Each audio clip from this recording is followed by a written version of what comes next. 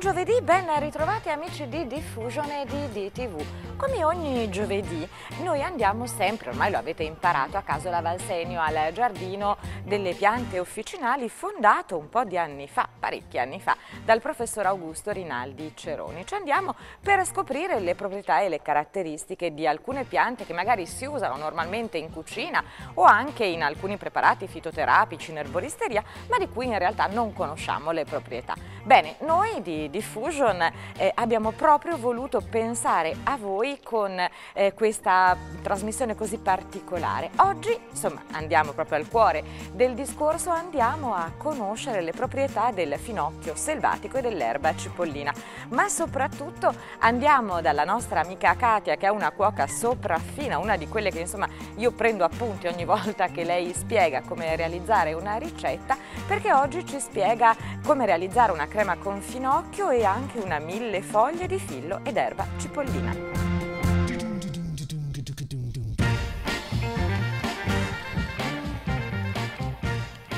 Puntata dedicata alle signore, quella di oggi, puntata pensata proprio per le donne che soffrono di ritenzione idrica. Non sono impazzita, siamo sempre qui al Giardino delle Erbe Augusto Rinaldi Ceroni di Casola Valsenio, siamo sempre col mio amico Sauro, ma soprattutto siamo in compagnia della pianta amica delle donne, vale a dire il finocchio. Questi sono i semini, li vedete, sono quelli che si usano per le tisane diuretiche, quelle che te ne bevi 10 cc e fai 10 cc di pipì e dici beh, però se funziona, bevi 10 cc d'acqua e funziona lo stesso, ma in realtà le proprietà del finocchio, ora ce le illustrerà Sauro, sono veramente alleate delle donne che soffrono di ritenzione idrica, aiutano a drenare. Pronti col finocchio, Sauro? Altra pianta interessante, aromatica, profumata, il finocchio, altra pianta tipica del nostro territorio, del nostro clima, della macchia mediterranea in generale. È una pianta che troviamo anche questa sui bordi dell'estate, soprattutto se andiamo al sud dell'Italia è frequente vederlo un po' dappertutto, negli incolti, quasi come pianta abbandonata.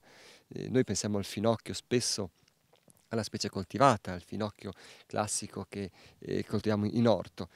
Questa è ben cosa differente, questa è la pianta prima ancora. Il finocchio selvatico, a differenza di quello coltivato, utilizziamo tutta la pianta intera, non solamente il fusto essiolato. Usiamo quindi i fusticini quando sono giovani, teneri, usiamo le foglie, usiamo i frutti, usiamo i fiori. Le foglie poi sono curiose e interessanti perché sono questi filamenti sottili che si vedono abbastanza bene, queste sorte di lacinie, così come vengono definite, vengono chiamate.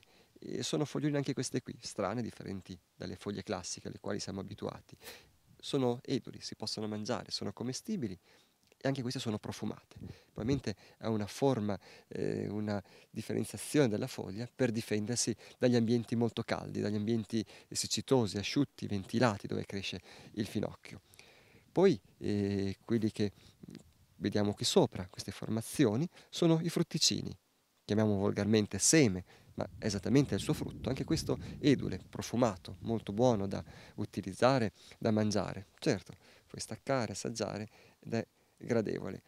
Anche di questi possiamo mangiarli così teneri, adesso che sono a maturazione cerosa o lattea sono ancora più teneri, si masticano facilmente. Ma sono buonissimi! Sono buonissimi, sono molto gradevoli, sono quelli che invece quando sono completamente maturi li raccogliamo, diventano marroncino, verdino scuro e li utilizziamo per aromatizzare biscotti, pani, dolci. A volte si mettono anche in mezzo alle carni, negli insaccati, sono molto diffusi. È un po' dappertutto, nonché nelle tisane, come prima si diceva. Il finocchio, quindi, è una pianta di largo impiego, di largo utilizzo per tutta quella che è la sua porzione e di facile applicazione. Gradevole perché il suo profumo e il suo sapore migliora anche il sapore di tanti altri alimenti, nonché se mangiato così come abbiamo fatto adesso migliora anche l'alito, per la litosi è sicuramente molto importante e di grande aiuto. Poi possiamo utilizzarlo nelle tisane, negli infusi, tal quale, oppure facendo dei decotti, quindi facendolo bollire abbastanza a lungo. La prima indicazione è quella di essere un buon carminativo, quindi per togliere, ridurre quelli che sono i gonfiori dello stomaco, intestinali. Spesso quando mangiamo, ecco che un tempo erano spesso abbinati a quegli alimenti che tendevano a gonfiare, questo era abbinato e quindi riusciva a togliere un po' questo disturbo. Quindi magari coi legumi? Con i legumi anche, perché no, si può usare insieme e dà un sapore molto gradevole. Spesso viene messo nei cibi sott'olio, mescolato sotto sale per conservare molti alimenti e dà ancora sapore e migliora la conservabilità. Ho una domanda. È quello che si usa nella finocchiona? Nella finocchione si usa anche questo finocchio, ci sono tante specie di finocchio, quindi molte volte vengono usate anche altre varietà, c'è il finocchio amaro, c'è il finocchio dolce, ci sono tante cultivar a loro volta di finocchio con frutti più grossi, più sottili, più schiacciati, più profumati, più piccanti, più dolci. Ecco, però il finocchio, e forse questo nome di finocchione, deriva anche dall'utilizzo di questi frutticini, o chiamiamoli volgarmente semi, come già è più semplice definirli. Poi possiamo utilizzarli in molte tisane anche per la sua azione galattogoga, quindi per stimolare la secrezione del latte. È utilissima anche per chi ha problemi di diabete, ma questo verrà poi specificato in un altro momento. Sono comunque importanti, quindi per la nostra salute, sono fondamentali. L'altra parte della pianta, anche le foglioline, che meno spesso utilizziamo, però insaccati nella cottura di molte carni è frequente metterla, nonché in certi formaggi, perché no, usarli nelle salse. Ecco che la pianta quindi ha applicazioni diverse. Quando diventa molto grande, molto alta, il fusto lignifica, non è più edo, non è più commestibile. Però nulla toglie di impiegarlo stesso nelle cotture di certe carni, perché insaporisce comunque molto molto bene. Ti faccio una domanda un po' sciocca. Noi come finocchio, come dicevi tu, conosciamo quello che si coltiva negli orti, ma qui se noi andiamo a staccare, non voglio staccare, ma nel caso sotto c'è un parente di quello là o è proprio tutta un'altra cosa? Sono altre cose, sono proprio selezioni, evoluzioni della pianta. Il finocchio da orto, il Forniculum vulgare, è stato selezionato per ingrossare il fusto, quindi quello che noi mangiamo è una parte di fusto imbiancato, quindi l'imbiancatura, eziolatura così si chiama, serve per ridurre l'indurimento del fusto della corteccia e quindi mantenerlo bello tenero, e il fusto si è ingrossato. Questo dopo invece è rimasto il fusto verde, come lo vediamo, ma non ingrossato, è nato solamente in levata, come un fusto normale di qualsiasi altra pianta. Quindi solo quando è giovane lo mangiamo, quando è tenero, le prime mesi di vita, dopodiché si lascia stare. Si utilizza solamente le parti, gli apici, le foglioline, i frutti, quello che sono.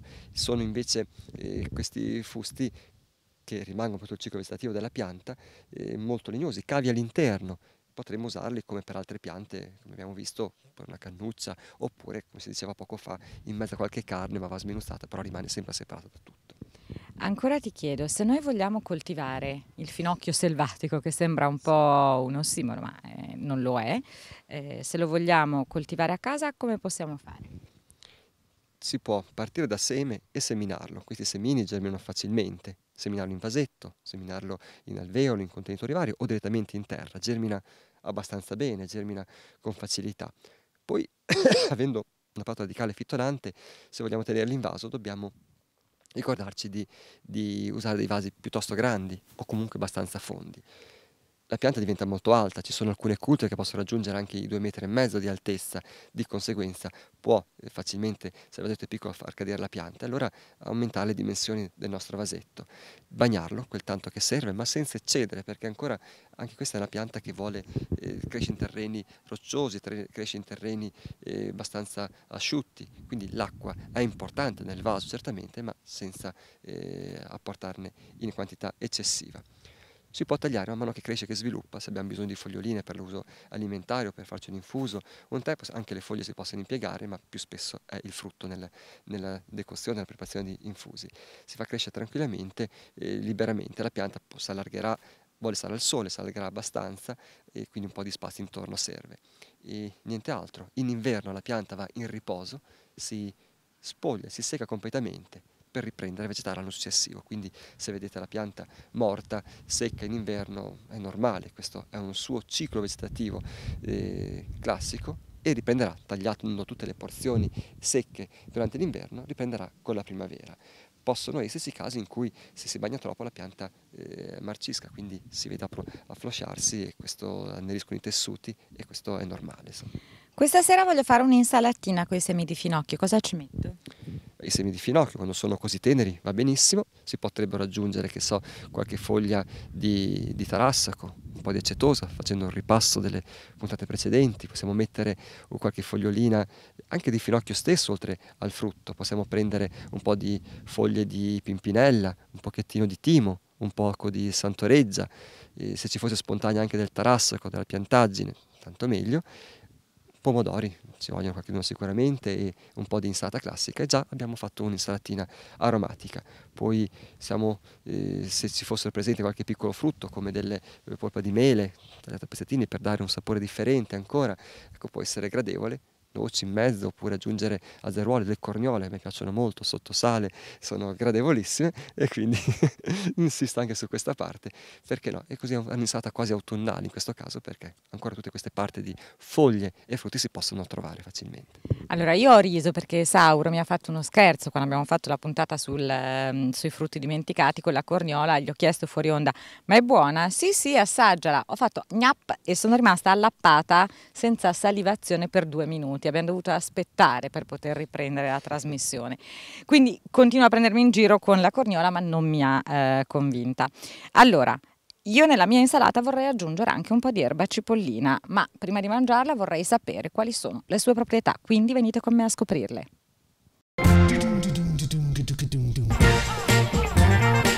Finocchio selvatico, parente alla lontana di quello che normalmente mangiamo, quantomeno lo ricorda nel sapore e nel profumo. Valentina, le proprietà. Finocchio selvatico viene indicato in fitoterapia per le sue proprietà stomachiche e digestive, soprattutto a partire dai frutti. I semini, anche masticati così al bisogno, danno sollievo in caso di digestioni difficili dopo magari un pranzo pesante, e migliorano subito anche l'alito. Sono un ottimo rimedio nei confronti dell'alitosi. È conosciuto anticamente e tuttora lo si utilizza per le sue proprietà digestive, e soprattutto un rimedio nei confronti delle coliche dei neonati, quindi tisane di finocchio serve appunto a togliere il gonfiore e comunque tutta la formazione di aria caratteristica delle coliche, quindi un rimedio che comunque possono sfruttare anche la popolazione più adulta. Viene utilizzato anche dalle mamme in allattamento, proprio perché comunque aumenta la montata lattea. Sembra anche utile per risolvere ingorghi mammari, quindi anche impacchi di foglie di finocchio, utile nei confronti delle mastiti. Il finocchio viene usato anche per uso locale, sotto forma di impacchi, per occhi arrossati, congiuntiviti, blefariti, quindi facendo magari bollire per una decina di minuti semi di finocchio e utilizzando una garza imbevuta dell'infuso applicata un 15 minuti sugli occhi, ha un effetto di una maschera rinfrescante. Allora, mamme, per i bambini i semi di finocchio, per voi per le mastiti o per favorire la montata lattea semi di finocchio, problemi agli occhi semi di finocchio, finocchio selvatico. Valentina, grazie. Prego.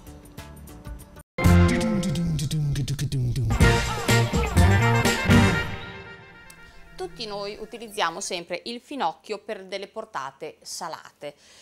Oggi so che andremo un pochino a sconvolgervi, perché lo utilizzeremo per fare un dolce e presentarlo in un modo un po' strano. Quindi noi prendiamo questo nostro finocchietto selvatico, in questo caso, però va bene anche volendo le foglioline del finocchio.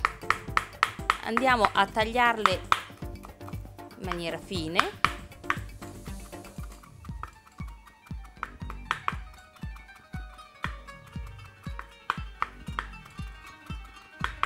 E poi andiamo a metterle in un tegame nel quale appunto dopo andremo ad aggiungere anche le uova, la farina, lo zucchero. In questo caso abbiamo uno zucchero di canna, ma si può fare anche con lo zucchero normale, semolato bianco, diciamo, il latte e alla fine anche un po' di cacao.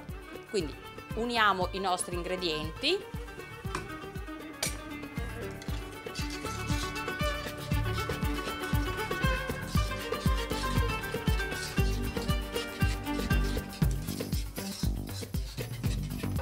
Ecco, piano piano la nostra crema va ad addensarsi. Come vedete si vedono tutti i piccoli pezzettini del finocchio selvatico che danno questo gusto diverso alla crema. Non è sgarbato perché comunque ha un sapore leggermente dolciastro, quindi si sposa molto bene con tutti quanti i prodotti dolci, quindi non solo per la crema ma anche se vogliamo fare un mascarpone particolare. Aggiungere un pochino di finocchio ai dolci non vuol dire stravolgere il gusto. Come vedete incomincia a bollire, a questo punto un paio di minuti e siamo pronti. Calcolate sempre che una volta che noi togliamo il prodotto dal fuoco, cioè la crema, risulta liquida ma poi piano piano va ad addensarsi. Se volete un prodotto un pochino più liquido basterà inserire meno farina. Se lo volete più solido, tipo per una zuppa inglese eccetera, potrete andare a inserire più farina. A noi serve un prodotto solido ma non troppo, perché andremo a creare un cappuccino strano, se vogliamo un cappuccino rovesciato anche, perché metteremo il chiaro sotto anziché sopra. Poi alla nostra crema andremo ad aggiungere della polvere di cacao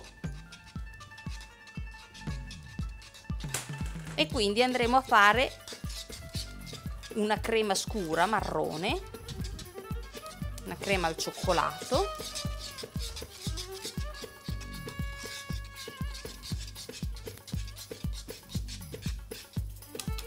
Che andremo ad inserire sopra il nostro cappuccino.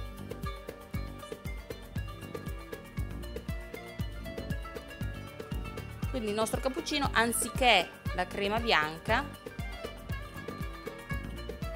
avrà il cuore e il sopra di cioccolato.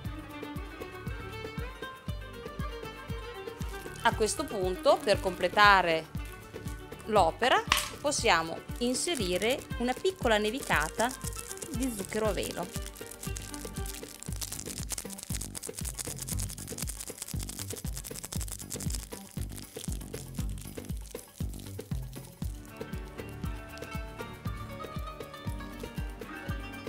E voilà il nostro cappuccino.